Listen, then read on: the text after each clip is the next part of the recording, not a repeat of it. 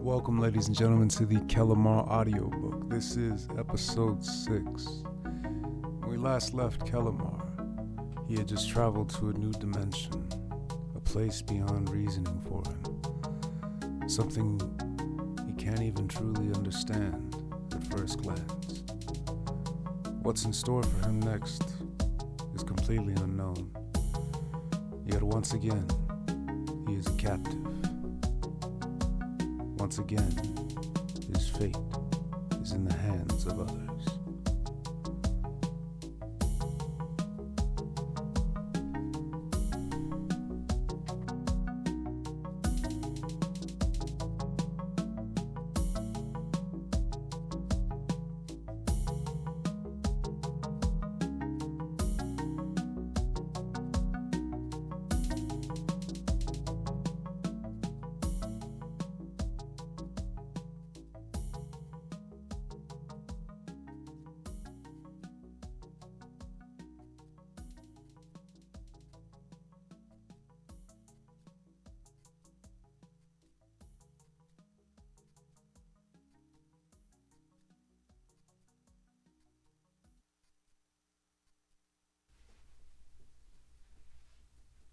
Chapter 6. "Hold him down! Hold him down!" I said. I heard someone bark as I tried to push myself to my feet. 6 beasts were grabbing tightly onto my arms and legs with iron grips. I slammed my clawed foot into the face of the one holding my left leg, tearing away a chunk of flesh that immediately grew back with a vicious scar. I then tried to stab my jaws at the beast holding my right arm, but they recovered quickly and continued holding me down. 2 more came towards us, with chains which made me fight twice as vigorously. I finally managed to bite through the throat of the one holding my left arm. Glistening blood sprayed the cell around us. Suddenly a small prick on my side made every muscle in my body seize. I tried to move, but even my eyes were stuck in place. "You've been sentenced to death by our magnificent queen. The paralysis will wear off slowly over the next few hours. That's when your lifeless corpse will be publicly displayed for the pleasure and entertainment of the people. Enjoy your last moments of life, filth." With that, all 5 beasts left the cell. "Wait, what of Dervish?" The 5 stopped to look at their fallen companion. "You can if you'd like. I'm not going near that thing again. Now enough time has been wasted. Let's get out of here and prepare for the show." Without another word or glance, they walked away. "Welcome, half-breed. It isn't a good omen that they're preparing a show for your execution," a deep, croaky voice said from the shadows next to my cell. I couldn't move or speak, but I could feel the shadow's warm breath against my freezing skin. The voice continued. "In my culture, executions are just as much an opportunity as a sentence. You have a chance to prove your strength, and if you survive, you become a citizen of our great kingdom. No one has ever survived. And I don't know what the first trial will be, but I assure you, it won't be kind." The voice chuckled a dry, old rasp. My mind slipped into sleep as the poison continued to flow through me. The last thing I could hear was the fading laughter. Water smacked the side of my aching head, and I shot to my feet instantly.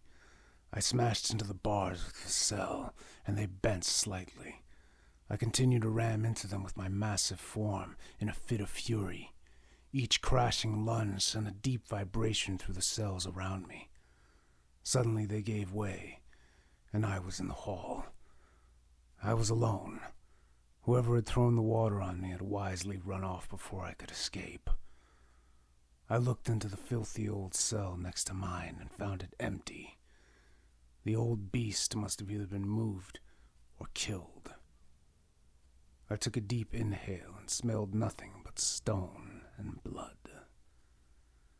I walked slowly down the hall and found that it was a circle of cells, not one holding another prisoner. I slipped into the shadows and waited. Hours passed, and no guards or prisoners returned. I was alone, as I'd always been alone. I needed to find a way out. No one was coming for me. I closed my eyes and felt deep inside for magic. It took several minutes, but I found it deep below the cold floor. I tapped into this unexplainable energy as though I were dying, and the magic was my salvation. It was like diving into an ocean of adrenaline until suddenly pain washed over me and I could no longer sustain the power. With a jerk of my arm, I sent a shining blue spiral of energy through my fingertips into the wall across from my cell door. Suddenly the stone was covered in runes. They twisted and curved into strange, unknown patterns. No matter what they were, I felt their power vibrating, and to my surprise, I understood most of them. You hold the ancient power within yourself. You passed the first trial. The croaky old voice of who I had assumed was a prisoner whispered as the floor suddenly disappeared. I was falling further into the madness. I found myself in an old forest. Not even a single beam of light pierced the blanket of leaves that blocked out the sky. My eyes adjusted, however, and I walked through the ancient trees. Some of them had carvings of strange symbols, each telling a story. I could feel life radiating from deep within the trees, and I wondered if their eyes, or if they had eyes, to watch me as I silently passed by. Suddenly, as if to answer my internal question, a root shot out of the ground, stabbing through my foot and wrapped around my ankle tightly. Another root shot from behind me and slammed through my shoulder, and with the speed of a cobra turned to aim for my heart. I let flame run through my body, lighting the roots on fire, sending them darting back into the ground. The trees let me be after that, as I walked further and further into what seemed to be the center of this beautifully dark place. The trees suddenly parted, and a circle of light shined brightly. I stepped into the light, and the forest closed behind me. Suddenly the ground around my feet rumbled. A small mirror appeared before me. I picked it up and stared into my eyes, the beast around them. Then I could see the other half of my being, the one known as Kellimar. We hold an internal war creature. Resolve it or die in this meadow. It makes no difference. The vampire's voice made me feel an empty dread. Why do we fight with each other for control? I asked him in our shared mind. This was my vessel, long before it was yours, and I was afraid to hand it over to anything, to anyone. You're extremely powerful, and I feared I'd never emerge again. The dark-skinned vampire with long white dreads looked almost desperate within the mirror, nearly begging in a way for release. Hypocrisy! You cannot claim fear of being oppressed when you are the oppressor. I wondered if perhaps he had some merit to his words. We would both die if we couldn't find peace within. Still, I knew what it was to be imprisoned, to be treated as a curse. I refused to become that again. Listen to me, damn it. You've already proven you can take this vessel by force. Allow me to take control. You have my word that I will not imprison you or ignore you any longer. We are one. There is no me. No you, only I. We must emerge this as one consciousness, together, once and for all, and end this split mind we've suffered through. The vampire said in a calm and almost understanding voice. I didn't trust the filthy thing, yet I knew this was the only way. I let my mind slip into the mirror, and let my essence merge truly with the prince. My features softened, and my body shrank to my normal size and shape. My dark skin and tight scars that were so familiar to me seemed odd, like a distant memory that had started to fade. I remembered a short set of memories that hardly seemed my own, from the strange old beast's voice in the dark, to the runes written in the cells. After capture, everything had seemed so black, until the beast appeared in a small orb of light within the darkness. I felt strange, not quite right in a way, but the pain was gone. For the first time since I had taken the blood, the pain was actually gone. I morphed back into my bestial form, and didn't feel the pull of another consciousness. It was only me, though I didn't feel like Kellimar anymore. Yet that was the only name I could call my own. I looked around at the tree line, and wondered what to do next. When the old beast's voice had spoken, it had seemed as if I were in some sort of trial by fire. I supposed I had to keep moving on. Yet before I could conclude what to do next, the floor once again disappeared from beneath me. I fell into nothingness once more, falling into the next trial's clutches. I found myself slamming into a small room with a single chair taking most of the very limited space. There were no windows, and the walls held no color. I returned to my vampire form and sat down, but nothing came. The roof above was impossibly far from me and out of sight. Hours passed, and nothing came. I started slamming into the walls with both brawn and magic, but nothing worked. I started playing with the subtle strings of reality, trying to disintegrate the wall one atom at a time, but light shocks repulsed me every step of the way, becoming more and more painful with each failed attempt. In my frustration, I kicked my chair and sent it crashing into the wall several feet away. That's when I noticed the small lever underneath.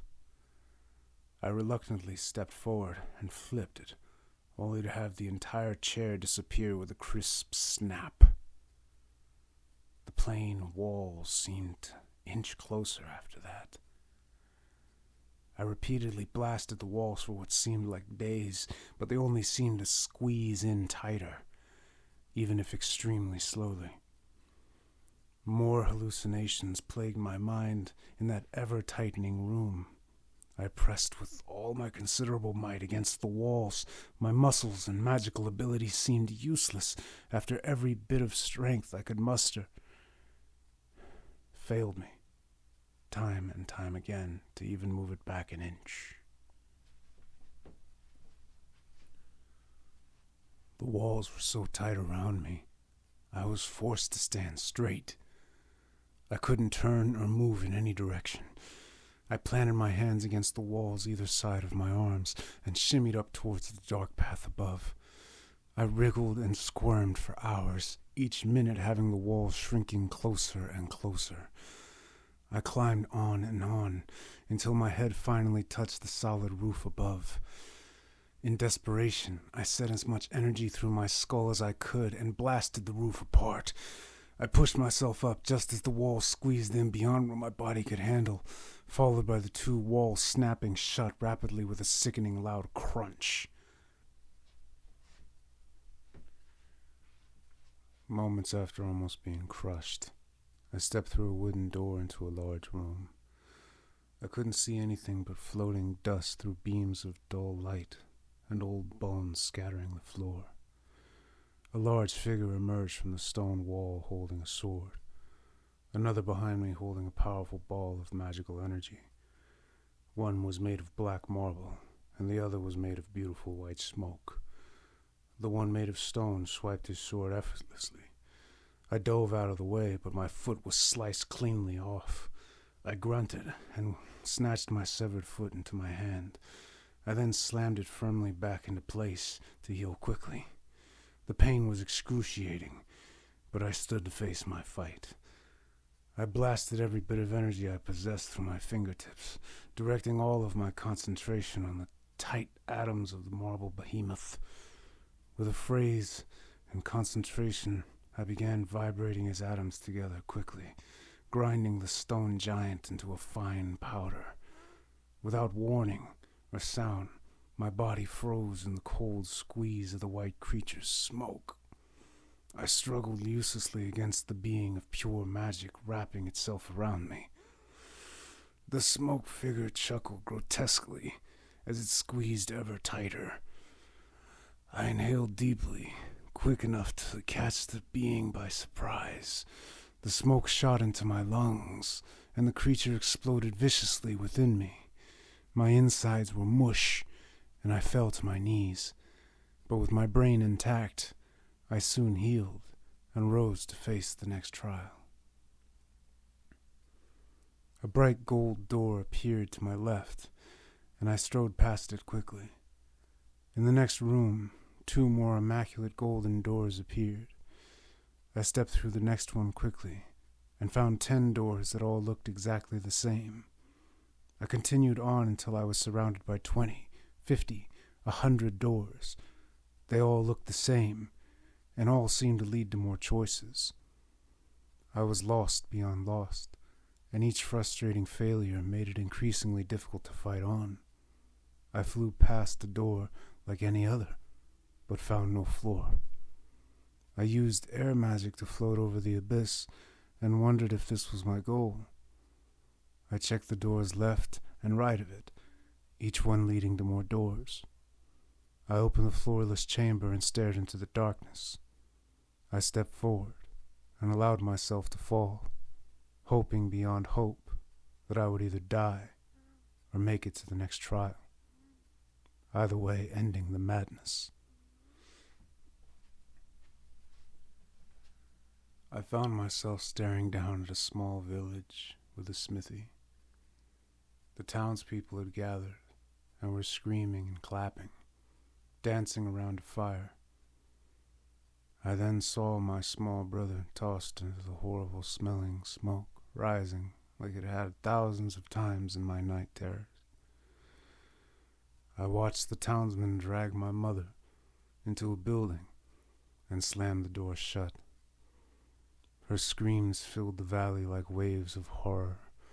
I lost my mind and dove down towards the village. I knew what I was supposed to do. I knew I had to let it go, but I had to let go of the past and its hold on me. But I couldn't watch this again. Hundreds of nights I stood frozen, unable to move an inch. Now I could save her. But in my mind, I knew she was dead. This was a trial, and I was failing. I slowed down and turned my back to the screams. I'm sorry. I couldn't help either of you. What could a starved cub have done? Mother, I let you die for the second time, and a third and final time for my brother. Not because I want to, but because this isn't real. I love you both. Tears began to flow down my face as I covered my ears to drown out the screams. The ground fell out from beneath me, and I crashed onto the cold stone floor with a loud crunch. My heart thumped lazily as if exhausted. I trudged down a stone hallway with little hope that the torment was over. I found myself in the circular room of cells once more, wondering if I had ever left at all. The passage I had followed after the first so-called trial had disappeared. I turned to go back, only to find the door that I had walked through gone as well. Without warning, row after row of spikes appeared above my head. The shining serrated daggers hung loosely and were shaking slightly. I could feel potent magic in the bits of metal. Magic so powerful, even a scratch would burn my insides to ash. The runes were still on the wall from the first trial, so I stepped forward to get a closer look.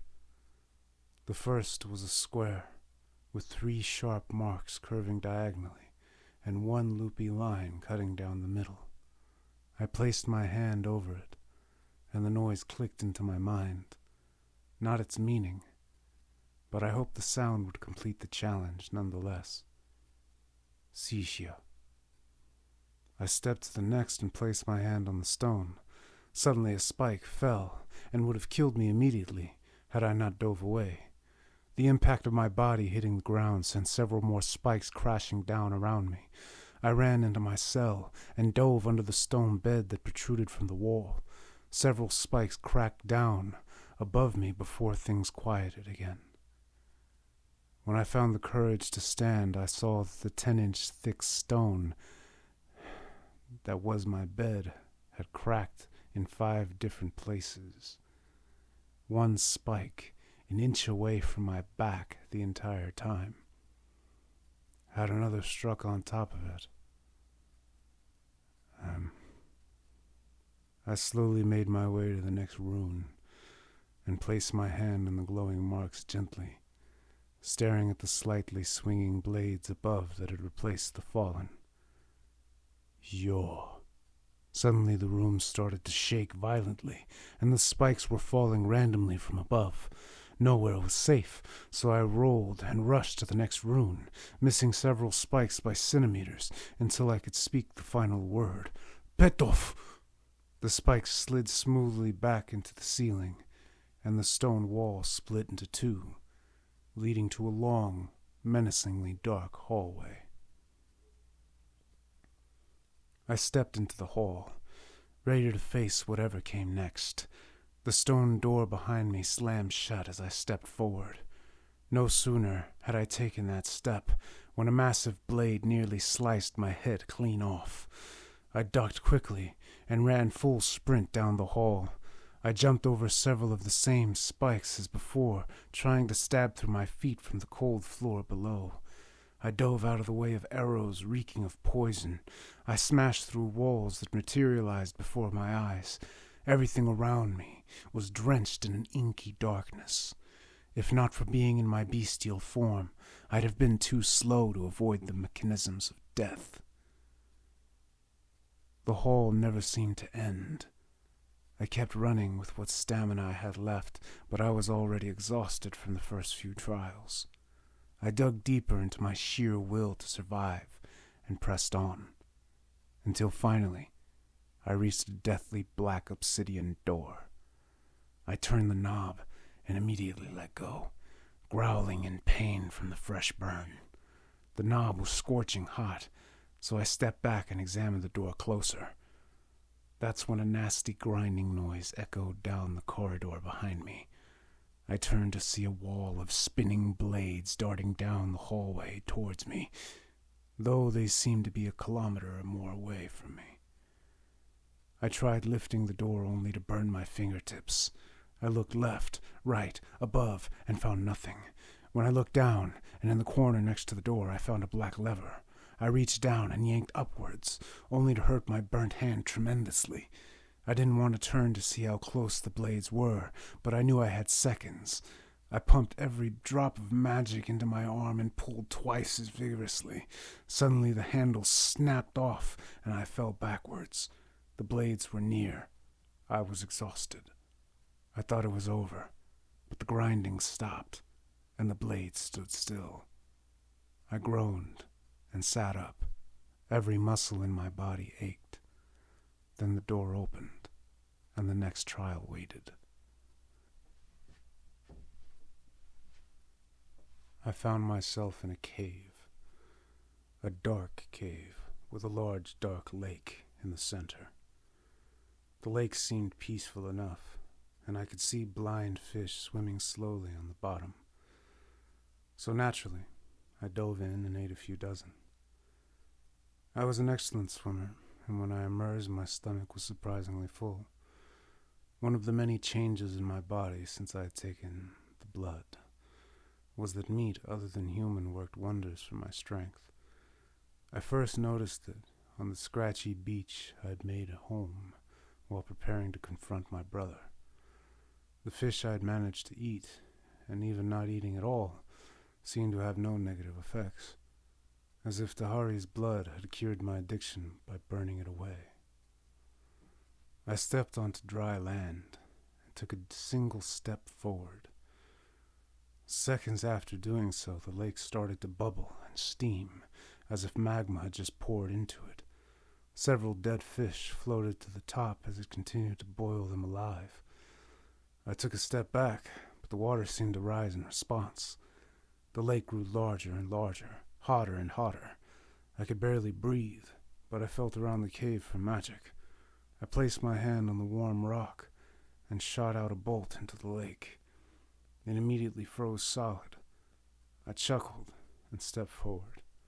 I placed my burnt hand on the cold ice, and it felt rather pleasant. Gold.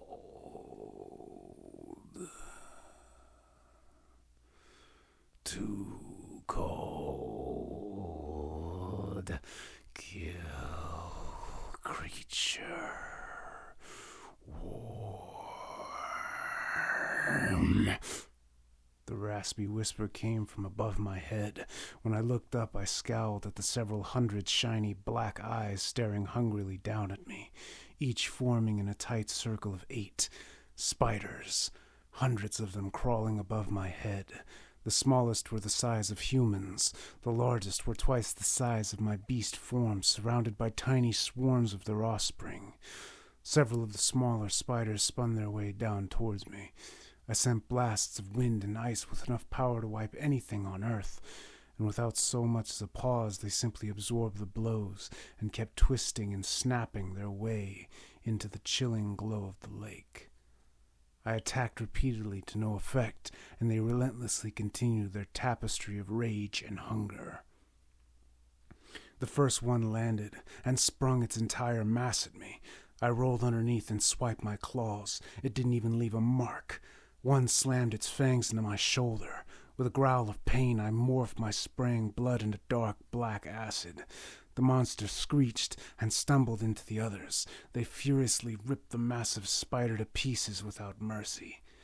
I stepped onto the frozen lake and tried not to slip. The great arachnids tried to follow, but they would angrily skid on the ice and crack their fangs in the lake every attempt. I sat in the center of the frozen water, completely surrounded by the horrors. With a simple phrase and a hand movement, I crumbled the foundations of the stalactites above. They crashed onto the massive spiders and pinned them agonizingly down to the floor. Unfortunately, several came crashing down around me as well, smashing the ice with painfully loud cracks. I dodged them by darting to the left and right quickly. Regardless, the ice started to crack and steam began to pour out. The surface of the lake had been split open by the massive stalactite, exposing magma below. I floated up the boiling and hissing water in time to see several dozen legs lift away from me, up towards the cave's ceiling and nests of webs. War. They all seemed to say it together. I let fire escape my fingertips and melt the ice, let the bubbling water return. The rest of the 8-legged monstrosities climbed back into the darkness above and chattered about warmth.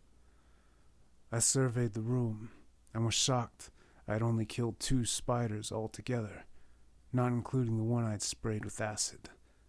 Had they not retreated, that cave would have been my end. I looked down to see the lake begin to calm until it was still. At the bottom, a pink light glowed. I sunk slowly down into the light, away from the obsidian cave and its inhabitants. Flowers, everywhere, for miles. Nothing but pink flowers. I stared up to a sky I didn't recognize, and when I leveled my gaze once more, I was surrounded by robed figures. Their faces were covered by shadow, and their voices reminded me of old dying men. "You've come a long way, Tainted One. Now all you must do is conquer this trial by jumping. The cliff behind you, over that far hill, is where you must go.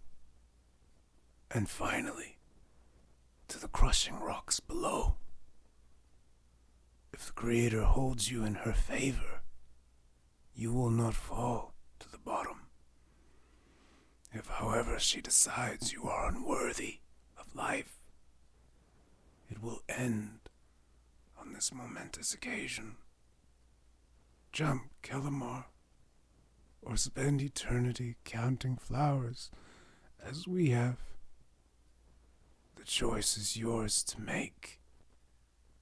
They spoke as one, and vanished in a puff of green smoke. I couldn't understand what they meant. The beasts believe in Nyx as their mother. Why would the trial be a test from their creator and not mine? It didn't matter either way. It was time to move on, to either escape this torture or die in the attempt. I sprinted the kilometer between myself and the cliff in a little under 20 seconds. They hadn't exaggerated the drop, but it didn't matter how far it went. I thought it was over. I couldn't imagine why Nyx would let me survive this. I jumped, and immediately enjoyed the wind smacking against my white fur. Somehow I knew magic would fail me on that miserable cliff. There was nothing to do but die, so I turned my back to the fall and stared up at the stars.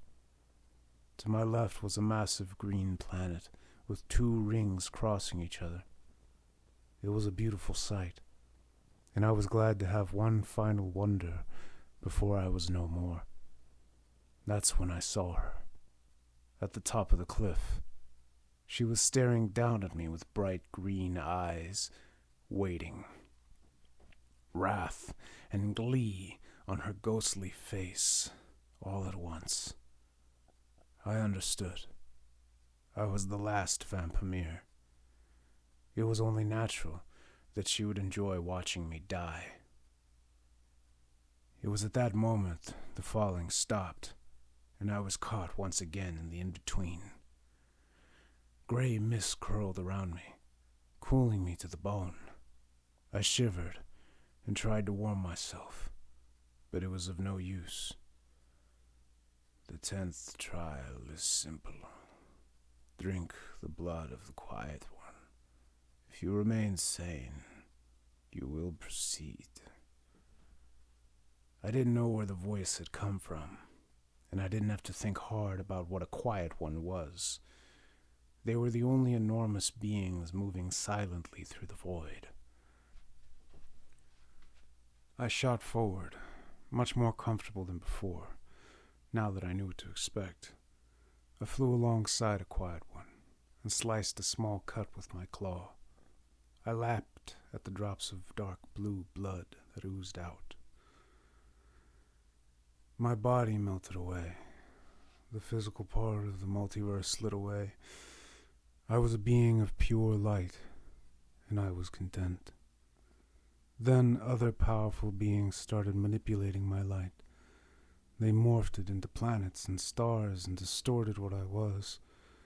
It became to a point where I knew if I didn't become a physical being, that I would be used up. So I followed my brothers and sisters into the only place that resembled our once great home. The powerful beings and their creations traveled across our plain, but did not take. We were content. I saw everything. Billions of years passed floating endlessly in contentment, never daring to return to the light, in the fear that the powerful beings would hurt us again. After billions of years passed uneventfully, a small prick irritated my side. I opened my eyes. My body was much more sore than it had ever been at that point. I had lived the life of a quiet one, and the boredom had nearly driven me past the breaking point. But I made it through. Somehow, I had made it through. My body slowly slid through a door, and I was back on solid ground. I was in a small room. On the far end stood a shadowed figure. The only clearly visible part of him were his pale hands holding 2 glasses of clear liquid. "This is your 11th trial. The glass in my left hand will instantly kill you. The one in my right will give you what you most desire. The choice is yours." I thought for a moment about how anticlimactic this was. The 11th trial was choosing a drink. It couldn't be that simple. Neither. What I desire is to finish this trial and find a quiet place for 100 years. Frankly, I'm done making choices and jumping through hoops, so you can shove those bottles up your ass. I sat down and leaned against the wall. The figure floated to me and handed me the bottle in his right hand. Despite moving from his corner, the shadows followed him, still only revealing 2 bony hands with vials held in each. "You aren't jumping through hoops. Originally, you were supposed to simply choose. Let fate take care of the rest. But I could foresee you would have chosen wrong. You would have died here today, Kellimar. Take the drink and finish this game." The figure disappeared without another word. I opened the bottle and drank. I could smell blood. I sat up immediately and became aware of a dead beast with a bite in his throat. I had forgotten I'd done that. I dug into the carcass's flesh and enjoyed every last drop of blood, pound of flesh, and mouthful of marrow that I could. I sat chewing on bones until 7 guards stepped up to my cell. "The 12th trial is ready. You are a powerful and fortunate being indeed, Tainted One. But now you face judgment from the Council. Luck and strength will be useless. When our Queen gives the order, I will take your head as a trophy. I will be your executioner. Look me in the eyes, Tainted One. I am gonna kill you, you dog." The old voice spoke from under a hood. He raised it, and once again I stared into Tahar's cold eyes. Though his voice had changed, somewhat domesticated, it was still his brutal face. I only felt numb. Time to an immortal is meaningless. For me, it was yesterday. I was cast out into the cold winter that followed my exile. While several guards held me, none could stop me from spitting a large glob of blood into his shredded face.